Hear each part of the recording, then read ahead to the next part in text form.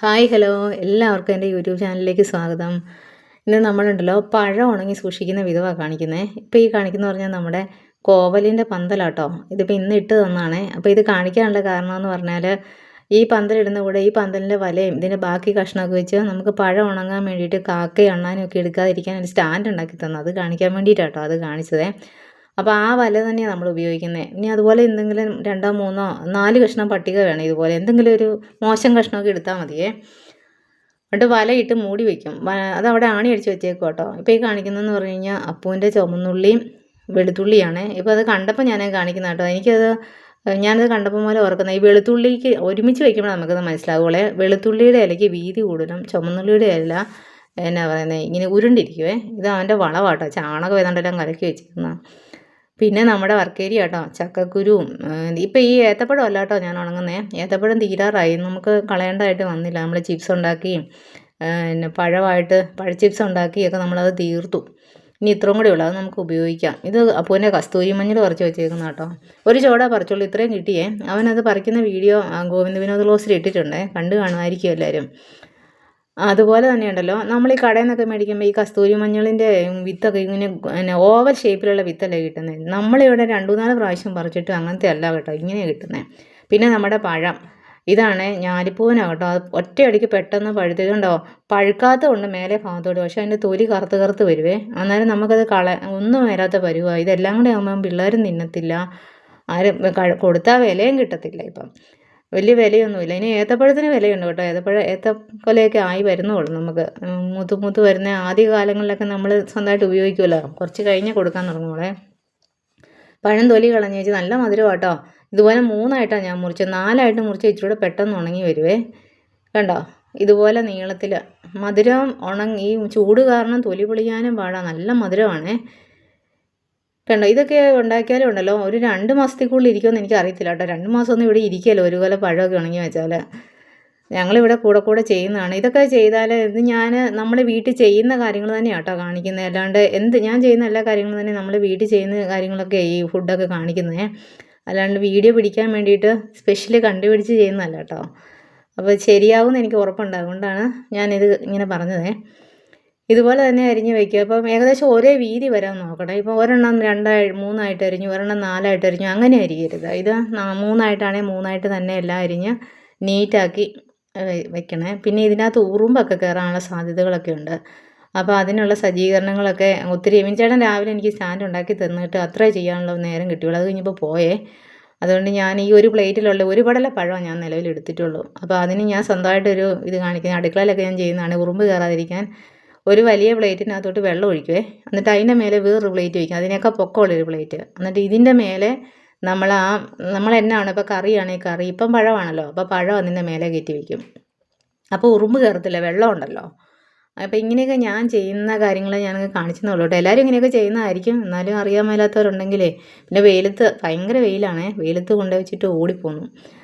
എന്നാ പറഞ്ഞാൽ ഭയങ്കര വെയിൽ സഹിക്കാൻ പറ്റിയില്ല. എന്നിട്ട് അതും പിന്നെ പഴവും അതിൻ്റെ മേലെ കയറ്റി വെച്ചു. ഇനി നമ്മൾ ചെയ്യേണ്ടതെന്ന് പറഞ്ഞാൽ നമ്മൾ സ്റ്റാൻഡ് ഉണ്ടാക്കി വെച്ചിട്ടില്ലേ, അതുകൊണ്ട് അതിൻ്റെ മേലെ അങ്ങ് കമത്തി മൂടി വെച്ചാൽ മതി. ഇനി അതിന് ഉറുമ്പിൻ്റെ ശല്യവും ഇല്ല, അണ്ണാൻ്റെ ശല്യവും ഇല്ല, കാക്കയുടെ ശല്യവും ഇല്ല, ഒന്നുമില്ല. കരികിളപ്പടയൊക്കെ ആണെങ്കിൽ ഉണ്ടല്ലോ 20-25 എണ്ണമാണ് വരുന്നത്. ഒറ്റ വരവിനുള്ളതേ ഉള്ളൂ ഇത് സാധനം. പിന്നെ വൈകുന്നേരമായി, വെയിൽ മാറിയപ്പോൾ അറിയാമല്ലോ, വൈകുന്നേരമൊക്കെ ആയി. ഇനി നമ്മളത് എടുത്ത് അകത്ത് കൊണ്ടുപോയി വെക്കണേ. പിറ്റേ ദിവസം വീണ്ടും ഇത് ഈ മെതേഡ് ഇങ്ങനെ ആവർത്തിച്ചുകൊണ്ടിരിക്കണം. അതെന്നാണെന്നറിയാമോ, ഇപ്പം ഞാൻ തന്നെ എഡിറ്റ് ചെയ്യുന്നതിൻ്റെയും തന്നെ വീഡിയോ പിടിക്കുന്നതിൻ്റെ എഡിറ്റ് ചെയ്യുന്നത് തന്നെ വീഡിയോ പിടിക്കുന്നതിൻ്റെ ഇച്ചിരി പോരായ്മകളൊക്കെ ഉണ്ട്. നമ്മൾ ഈ വെയിലും കൊണ്ട് ഇതിങ്ങനെ നേരെ പിടിച്ചിട്ടൊക്കെ ചെയ്യുന്നതെന്ന് പറയുമ്പോൾ ഇച്ചിരി പാടാണ്. പഠിച്ച് വരുന്നേ ഉള്ളൂ ഞാൻ, കൊച്ചിൻ്റെ കൂടെ ചെയ്യുന്ന പോലെ അല്ലല്ലോ. അതുകൊണ്ട് ഞാൻ ആ സ്റ്റാൻഡ് കണ്ടോ, അതുപോലെ നമ്മൾ ചാരി വെച്ചാൽ മതിയേ. ഇപ്പം ഒറ്റ ദിവസം കൊണ്ട് നമുക്ക് ഇതുപോലെ വാടി കിട്ടി കേട്ടോ. നല്ല ആ വെയിലിൻ്റെ ചൂട് കാരണം വെള്ളത്തിന് വലിയ മാറ്റമൊന്നുമില്ല, വെള്ളം പറ്റിയിട്ടൊന്നുമില്ല കേട്ടോ. ഭയങ്കര വെയിലാന്ന് പറഞ്ഞാൽ ഞാൻ ആ വെച്ച അത്രയൊക്കെ തന്നെ ഉണ്ട്. അതിൻ്റെ കാരണം അത് മേലെ ഈ സംഭവം തണുത്തിങ്ങനെ ഇരിക്കുന്നതുകൊണ്ടായിരിക്കുമേ. പിന്നെ നിലത്തൊക്കെ നല്ല ഉറുമ്പുമുണ്ട്, പക്ഷേ നമ്മുടെ പഴത്തിൻ്റെ അകത്തോട്ട് ഉറുമ്പൊന്നും കയറിയിട്ടൊന്നുമില്ല കേട്ടോ. പിറ്റേ ദിവസം രാവിലെ നമ്മൾ ഇത് തന്നെ ഇങ്ങനെ തന്നെ ചെയ്യണേ. വെയിലത്ത് ഇതുപോലെ തന്നെ കൊണ്ടുപോയി വെച്ചാൽ മതി. പക്ഷേ നമ്മളതൊന്ന് എന്നാ പറയുന്നത്, അത് മറിച്ച് വെക്കണം. അതിന് നമ്മുടെ ഈ പഴത്തിനുണ്ട് 2 വശം ഉണങ്ങണമല്ലോ. ഈ മറിച്ച് വയ്ക്കുമ്പം ചെയ്യണമെന്ന് പറഞ്ഞാൽ ഈ പൊങ്ങി വരുന്നത് മാത്രമേ മറിച്ച് വെക്കാവുള്ളേ. കണ്ടോ അത് ഈസി ആയിട്ട് വന്നല്ലോ. അല്ലാണ്ട് എല്ലാം അങ്ങനെ വലിച്ചു പൊക്കി എടുക്കരുത്, അന്നേരം അത് കേടാവാൻ സാധ്യതയുണ്ട്. പിറ്റേ ദിവസം വെയിൽ കൊള്ളുമ്പോൾ അത് തന്നെ ഇങ്ങ് പൊങ്ങി പോന്നോളും.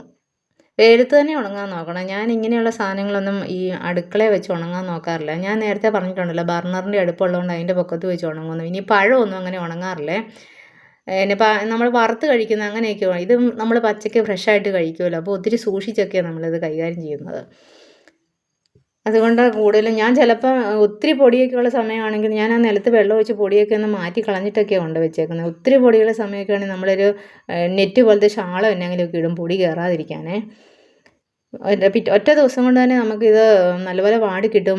പിന്നെ അകത്തൊക്കെ കൊണ്ടുപോയി വെച്ചാലും ഉണ്ടല്ലോ, നമ്മളത് എല്ലാം കൂടെ കൂടി പൊതിഞ്ഞ് കെട്ടിയൊന്നും വെക്കരുതേ. ഇതിൻ്റെ പൊക്കത്തിലൊരു പേപ്പർ ഇട്ടേച്ച് നല്ലപോലെ അങ്ങ് മൂടി അങ്ങ് വെച്ചാൽ മതി. ഇപ്പം പാറ്റയൊക്കെ കയറുമെന്ന് പേടിയുണ്ടെന്നുണ്ടെങ്കിൽ രാവിലെ ആയപ്പോഴത്തേനും വിരിച്ചേട്ടൻ ബാക്കിയും കൂടെ എനിക്ക് അരിഞ്ഞു തന്നു കേട്ടോ.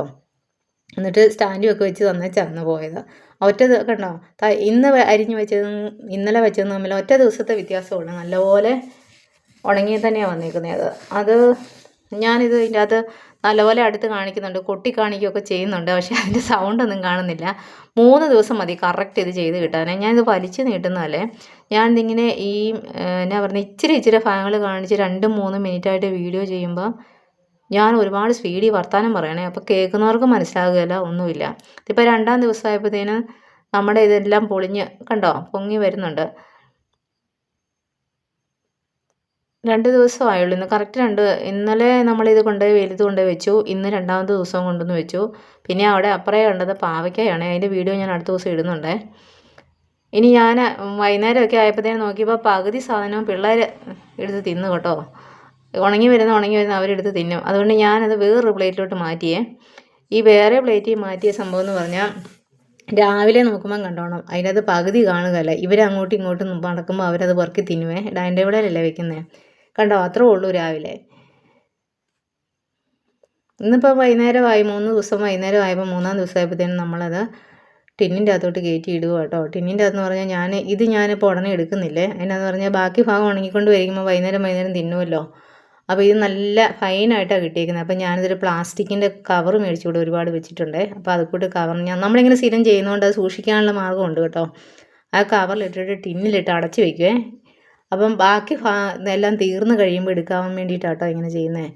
അപ്പോൾ ഇതുപോലെ കവറൊക്കെ മേടിച്ച് വെച്ച് നമ്മൾ സൂക്ഷിക്കുന്നത് നല്ല നീറ്റായിട്ടായിരിക്കണം. നനഞ്ഞ പാത്രമോ അങ്ങനെയൊന്നും ആയിരിക്കരുതേ. പിന്നെ വെയിലത്തുനിന്ന് എടുത്തുകൊണ്ട് വന്ന് അപ്പം തന്നെ ഉണങ്ങിയെന്നും പറഞ്ഞെടുത്ത് നമ്മൾ കവറിലിട്ട് അടച്ചും വെക്കരുത്. ഇതിനൊരു ആവി പോലെ വരും ചൂട് കാരണം. ചൂടൊക്കെ ആറി നമ്മളെ റൂമിൽ കൊണ്ട് വെച്ചിട്ട് റൂം ടെമ്പറേച്ചറൊക്കെ ആയി കഴിഞ്ഞിട്ടാണ് നമ്മൾ ഇതുപോലെ കവറിലൊക്കെ ഇട്ട് അടയ്ക്കാവുള്ളൂ കേട്ടോ. ഇല്ലെങ്കിൽ അതെല്ലാം കേടായി പോവേ.